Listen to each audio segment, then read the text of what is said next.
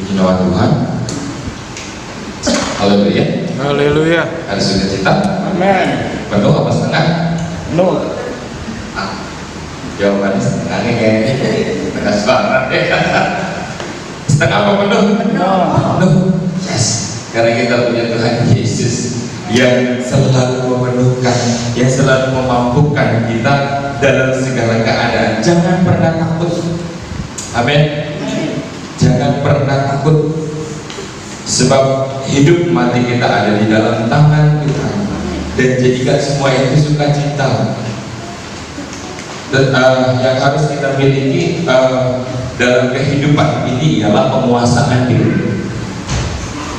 Penguasaan diri dalam orang-orang percaya banyakkan yang menjadikan orang-orang percaya nggak sampai kepada tujuan. Karena apa? Nggak punya penguasaan diri. Apa sih penguasaan diri? Batasan. Apa sih penguasaan diri?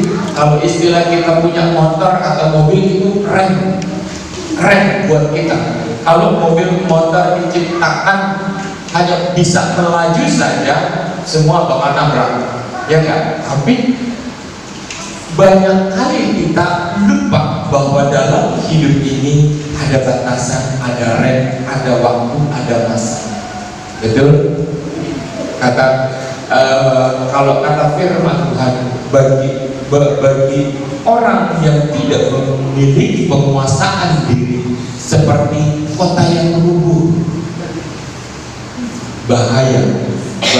Artinya semua yang tembok pertahanannya rubuh, semua informasi bisa masuk. Ketika informasi yang buruk masuk, wow, galau, takut luar biasa. Tapi kalau informasi yang baik datang, wow, senang luar biasa. Dan inilah yang gak punya batasan dalam hidupnya, gak punya pagar, gak punya filter dalam kehidupannya. Dan ini dibutuhkan oleh orang-orang percaya supaya kita bisa sampai kepada maksud dan tujuan Tuhan. Ending daripada kehidupan orang-orang percaya di dalam dunia ini yaitu mempersembahkan tubuh sebagai persembahan yang kudus. Tubuhmu sebagai persembahan yang kudus, persembahan yang benar. Ini yang harus yang menjadi akhir dari kehidupan orang percaya. Tetapi banyak kali gagalnya di mana? Kita akan melihat nanti. Kalau saya boleh ambil cerita, ada seorang anak yang bercita-cita,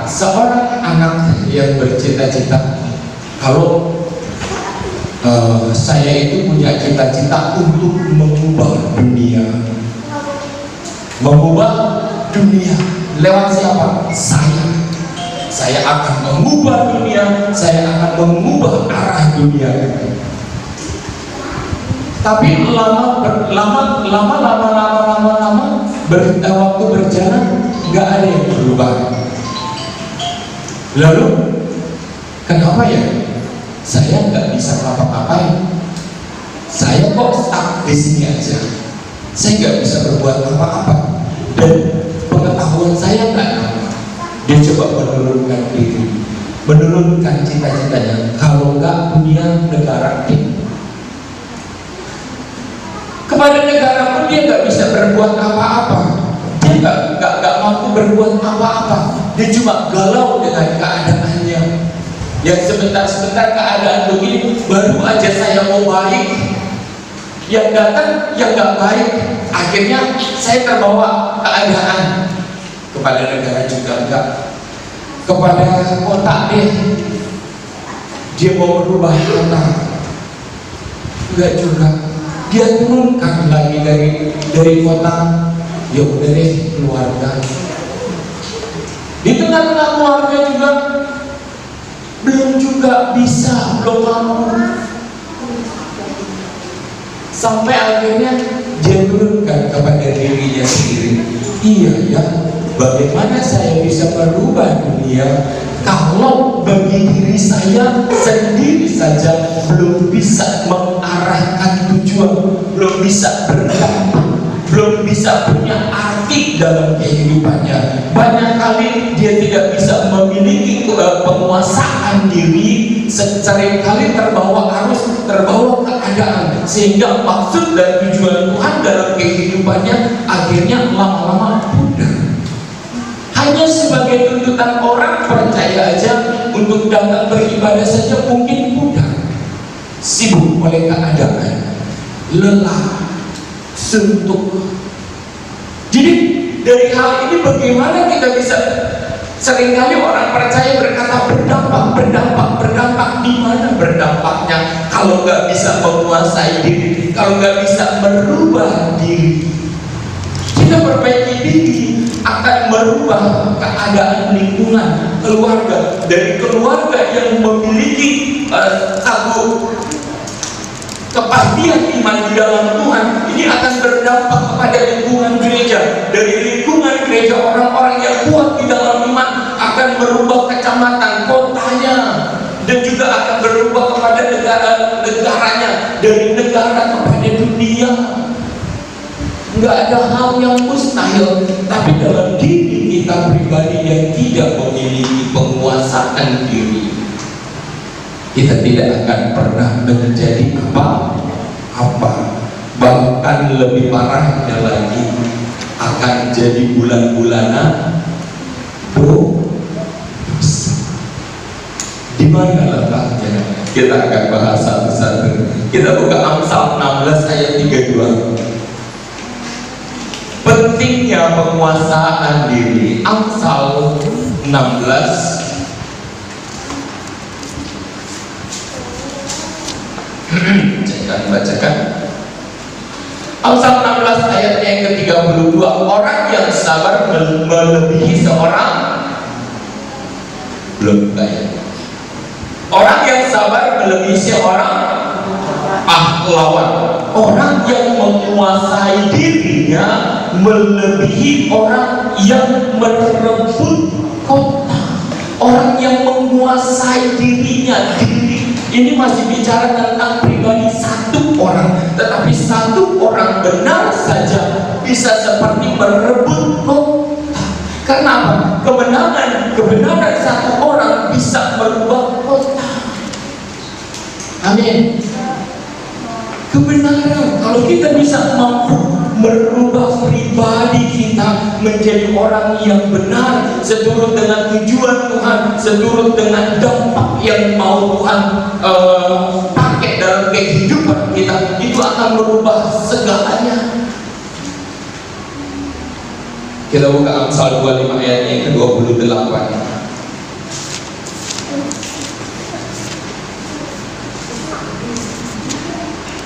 Amsal 25 ayatnya yang ke-28. Orang yang tidak dapat mengendalikan diri adalah seperti kota yang rubuh temboknya. Orang yang tidak mampu mengendalikan diri adalah seperti kota yang rubuh temboknya. Emang masalahnya dengan kota yang rubuh temboknya apa? Berbagai serangan boleh datang, ya kan?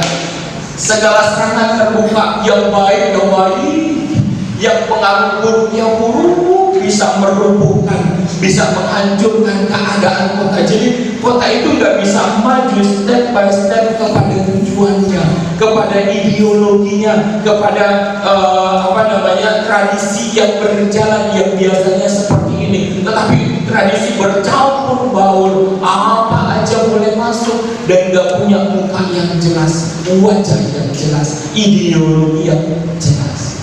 Sama, kita dalam diri ini sama seperti sebuah negara, kayak seperti negara kita yang menetapkan ideologi negara, yaitu Pancasila, berjalan terus dan terus. Kita dalam pengenalan diri harus berjalan kepada pengenalan akan Tuhan. Saya mau rajin ke gereja, tahun ini saya mau rajin ke gereja, saya nggak mau bolong-bolong.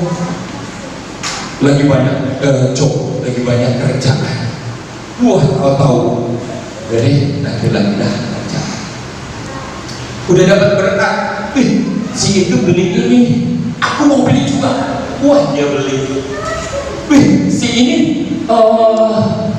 sekolah ini anaknya harus di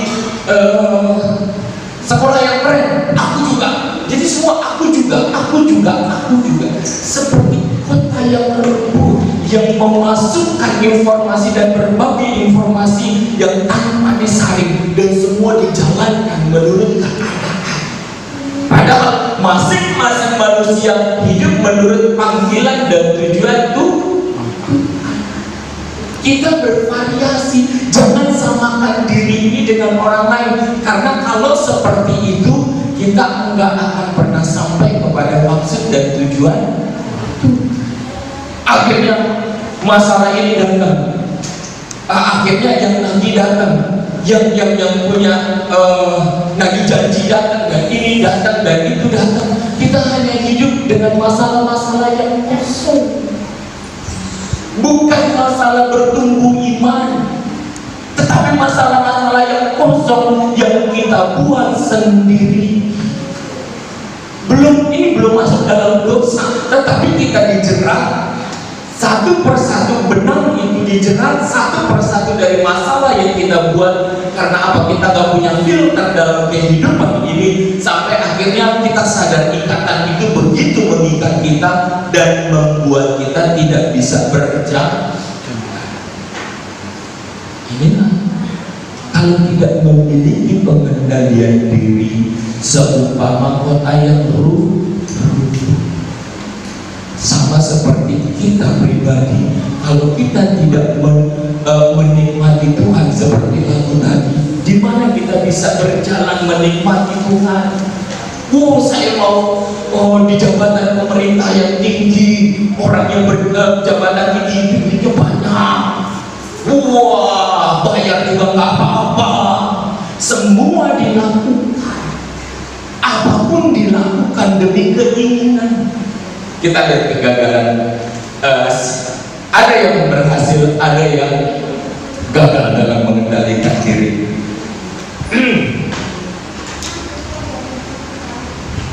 Kita lihat Kain dalam Kejadian 4 ayat 7, kalau saya dibuka Kejadian 4 ayat 7, kita bicara tentang Kain dan Habel. Habel diberkati Tuhan dengan persembahan. Habel mempersembahkan, lah itu kan dari hatinya. Dia tahu hati Tuhan, dia tahu memberi yang terbaik buat Tuhan. Dia ambil lembu yang terbaik, dia ambil persembahan yang terbaik. Ini untuk kemuliaan Tuhan. Dan Kain, dia ambil dari bahan yang lain, dia buat juga hal yang sama, karena tidak lahir dari pengenalan akan Tuhan. Dia buat hal yang sama, persembahan yang sama, ibadah yang sama, dia persembahkan kepada Tuhan. Tapi Tuhan tidak berkenan. Dan akhirnya Kain murung. Ketika dia murung, dosa sudah mengintip. Di sini manusia bisa jadi bulan-bulanan karena ini. Ketika manusia murung, kecewa, Tuhan kok gini Tuhan? Mau saya kan gak begini Tuhan. Janji Tuhan dulu gimana? Bukankah Kain bisa hidup bukan hari itu saja, tetapi dia bisa memperbaharui diri, benar gak? Masuk di dalam pengenalan akan Tuhan dan membereskan dirinya dan membereskan persembahannya, sehingga bisa timbul dari dalam hatinya mengambil yang terbaik dan mempersembahkan kepada Tuhan. Tetapi yang dia kerjakan apa? Dia ambil senjata dan membunuh Habel. Kenapa begitu? Kecewa, tidak memiliki pengendalian diri, nggak punya rem. Kita ini diberikan waktu sama Tuhan bahwa bukan hari ini aja ketika kita gagal, masih ada waktu ke depan bukan untuk belajar, ya enggak? Masih ada hari ke depan memperbaiki diri. Gimana sih cara mengenal Tuhan? Daud dalam kehidupannya memberikan yang terbaik kepada Tuhan. Ketika dia mau merebut tabut Tuhan, dia belajar Tuhan harus seperti apa. Dia belajar, dia tunduk, dia sujud kepada Tuhan. Ya Tuhan, berikan hikmat. Setiap langkah dia berikan persembahan, setiap langkah dia berikan persembahan, setiap langkah 6 langkah dia berikan persembahan sampai akhirnya tabut itu sampai dalam diri. Ada proses tahap demi tahap. Kita lihat Yudas Iskariot. Ada berapa murid? 12 murid sama-sama mendampingi Yesus. Tetapi oleh karena keinginan, makanya saudara, kalau punya keinginan, tanya ini dari Tuhan atau bukan. Kalau kita punya keinginan, kalau bukan dari Tuhan, inilah yang akhirnya berbuah dosa. Tanpa disadari, kecintaannya akan uang, kebiasaannya akan uang, pertimbangannya akan uang, semua akan uang, yang membuat dia terpuruk dan jatuh. Pertanyaannya, kenapa imam-imam gak bertanya kepada murid yang lain? Karena yang punya selera untuk uang itu cuma Yudas. Kecintaan akan uang itu cuma Yudas. Ya yang ditanya, iblis tahu apa yang bergejolak di dalam hati dan pikiran kita. Dia tidak pernah menggeret Hawa untuk memakan buah itu, tetapi dia cuma mempengaruhi. Ya kan? Cuma mempengaruhi. Nggak apa-apa, Hawa, makan aja. Kamu nanti akan seperti Tuhan. Keinginan itu dibuahi, ditambah-tambah. Demikian juga dalam diri Yudas. Nggak apa-apa, biar kamu nanti dapat uang. Setelah dia dapatkan uang, dia menjual Yesus. Baru di situ sadar, oh, pekerjaan iblis. Tetapi dia tidak berbalik kepada Yesus, tetapi dia lari daripada Tuhan. Nggak punya pengendalian diri, maka dikatakan seperti kota yang roboh, hancur. Nggak punya ideologi, nggak punya kekuatan, nggak punya tujuan. Ini saya harus sampai mana? Panggilan Tuhan dalam hidup saya harus sampai mana saya kerjakan? Batasannya mana? Yang boleh, yang nggak boleh mana? Bukan mentang-mentang dipanggil semua bebas. Tidak bisa. Ada batasannya, ada yang boleh dan ada yang tidak boleh. Untuk tetap berjalan di dalam jalannya Tuhan, di dalam panggilannya Tuhan. Kita harus sukses mendidik anak-anak. Ketika kita mampu memiliki pengendalian diri, kita bisa mendidik anak-anak kita untuk masuk di dalam panggilan dan tujuannya. Kalau kita orang tua aja gak bisa merdeka dari itu, anak-anak mau diajarin apa? Diajarin sifatnya kita, karakter kita. Gagalnya kita akan menjadi gagalnya anak-anak. Tetapi kemampuan kita untuk mengendalikan diri akan menjadi berkat, akan menjadi contoh bagi anak-anak. Ya, tetapi kita lihat Yusuf dari kecil dia tahu panggilan Tuhan dalam dirinya, betul? Dia tahu panggilan Tuhan dalam dirinya ketika dia bermimpi ada 12 berkas tunduk kepadaku. Oh, sampai keadaan ini bikin goncang keluarganya. Masa dia berkas-berkas semua berkas tunduk sama kamu? Kamu paling kecil, kamu gak bisa ini, dan kamu dan segala macam dituduhkan kepadanya, yang akhirnya dia dibawa dalam dimasukkan ke dalam sumur. Dia dijual menjadi budak. Apalagi semua dikerjakan, dimasukkan dalam penjara, dituduhkan keluar lagi. Ketika dia mengandalkan orang pun nggak bisa.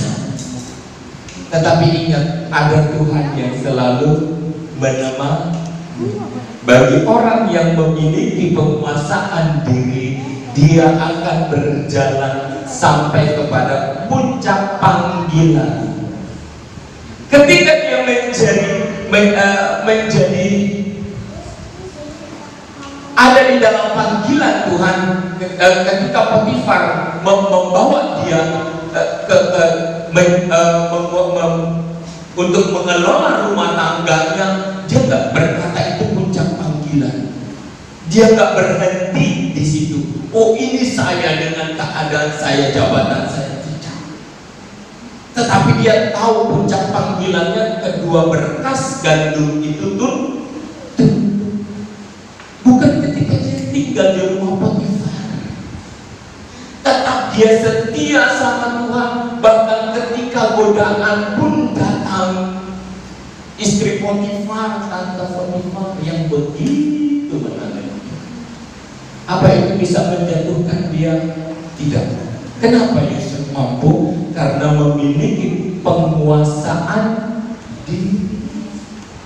Kalau dengan keadaannya dia sudah begitu bangga, dia hawak diri, dia begitu mengangkat kepala sombong, dia akan merasa, oh, you dengan I setara Potifar, sekarang saya setara dengan kamu.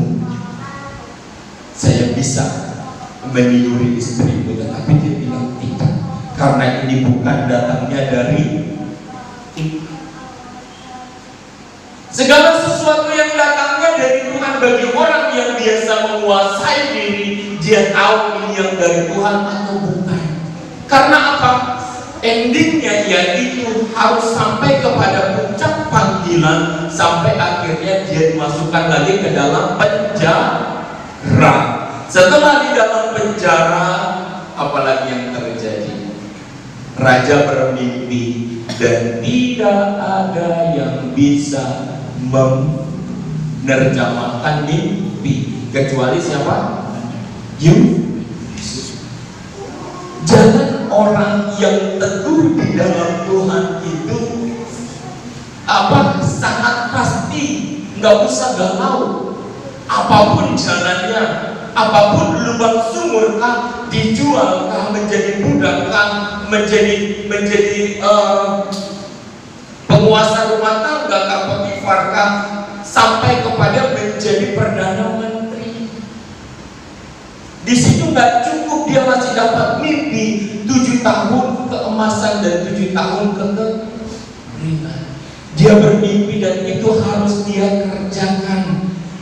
Dia mengelola kekayaan Mesir dan menyimpan di dalam lumbung-lumbung mereka sampai dampak ini sampai kepada keluarga mereka.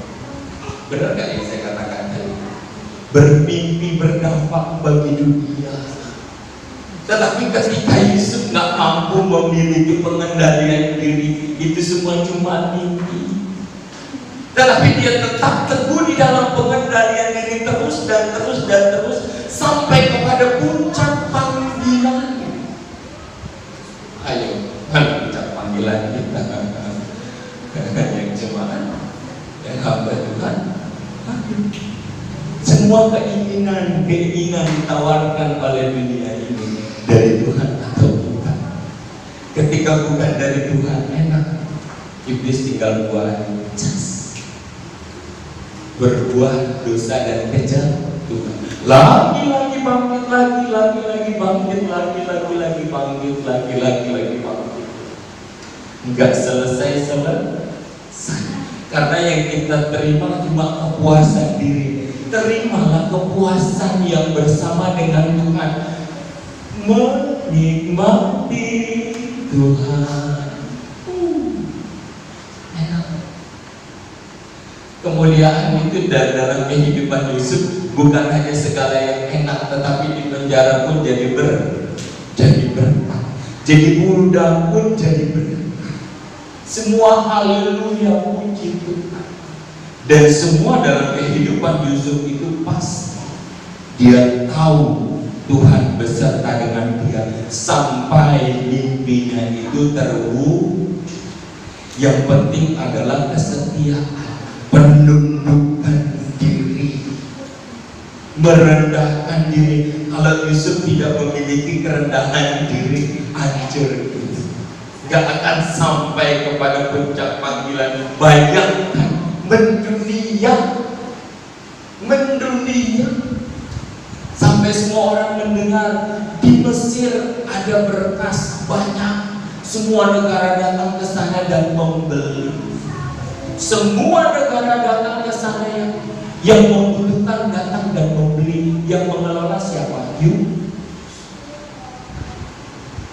Dan Tuhan sangat mengingatkan, jangan tinggalkan tulang-tulang Yusuf di Mesir. Amin. Dia ingatkan kepada Musa, bawa tulang-tulang itu kembali ke tanah perjanjian. Hebat. Dari penguasaan diri. Makanya Rasul Paulus ingatkan kepada orang-orang muda, hai orang-orang muda, memiliki penguasaan diri. Karena apa? Ketika orang muda begitu bebas dalam kehidupannya, orang muda ya enggak bebas, energi.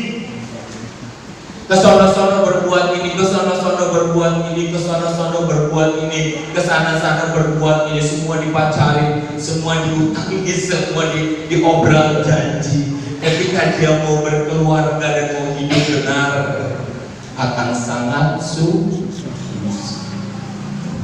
Jangan mentang-mentang muda, nggak bisa. Harus memiliki penguasaan diri agar tetap jalan itu berjalan di dalam tracknya Tuhan, di dalam tujuannya Tuhan, sampai kepada puncak panggilan.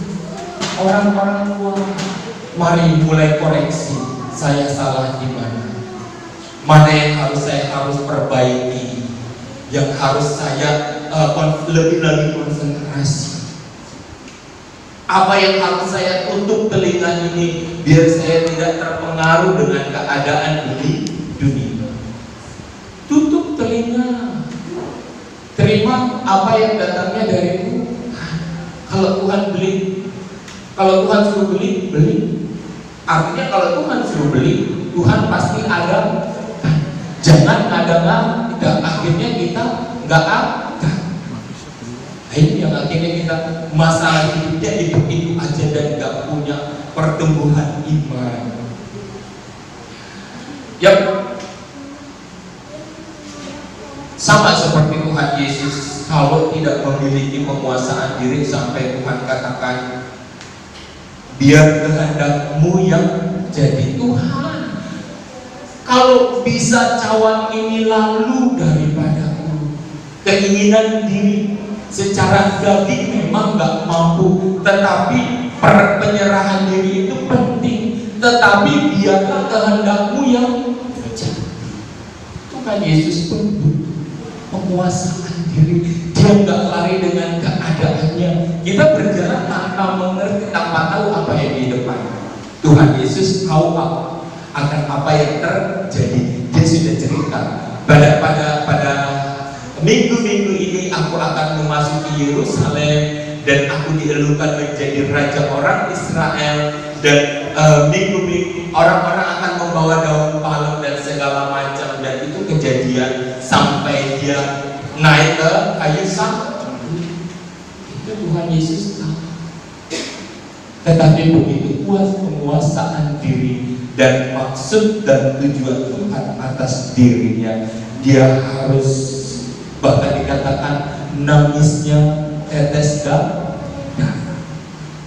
harus dijalani demi kasihnya kepada manusia, kepada saudara dan saya. Bukan tentang dirinya. Bagaimana kita di dunia ini masih bicara tentang dirinya, saya bukan. Tuhan dan tujuan Tuhan yang harus saya hidupi dalam hidup saya. Itu yang harus dibicarakan, bukan tentang saya. Ketika kita bicara tentang Tuhan yang hidup, Tuhan suruh saya begini, Tuhan panggil saya begini, Tuhan minta lakukan saya begini, semua tentang Tuhan. Berkorban, ya Tuhan, oke Tuhan, semua Tuhan, apa aja Tuhan, boleh Tuhan.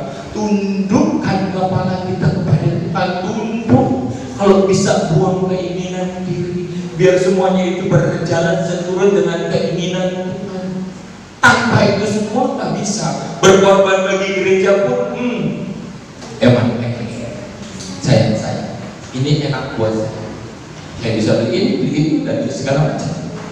Tetapi kalau Tuhan yang suruh, mau nilai berapa, saya bisa saksikan. Miliaran bisa saksikan. Untuk orang-orang yang hidup di dalam panggilan Tuhan, nilai uang dunia ini nggak ada nilainya. Amin. Cuma perubahan hati, kecintaan akan Tuhan. Dan orang-orang yang mencintai Tuhan akan hidup menikmati Tuhan, ajaibnya Tuhan. Apa namanya? Mestinya kakek sih tadi kesaksian sakit, luput dari maut. Waktu itu saya sampai diberi mimpi sama Tuhan. Wow.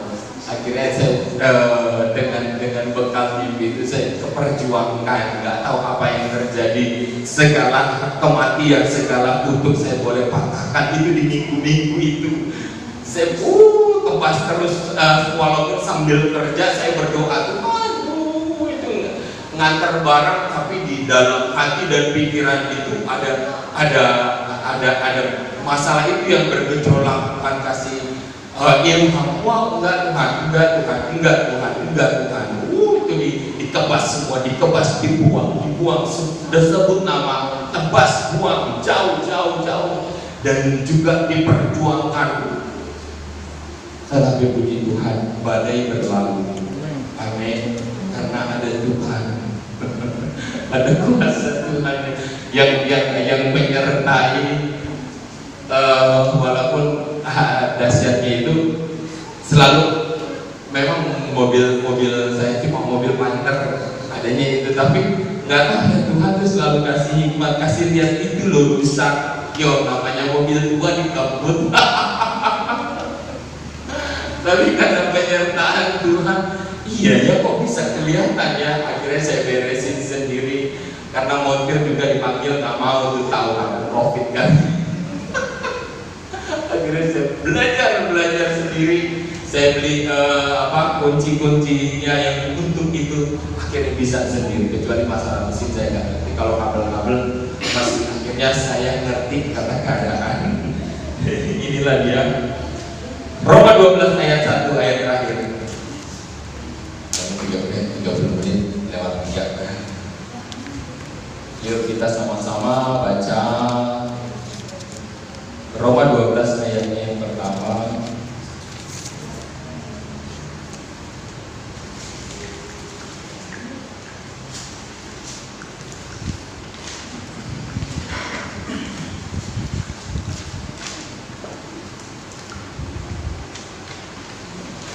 Ya,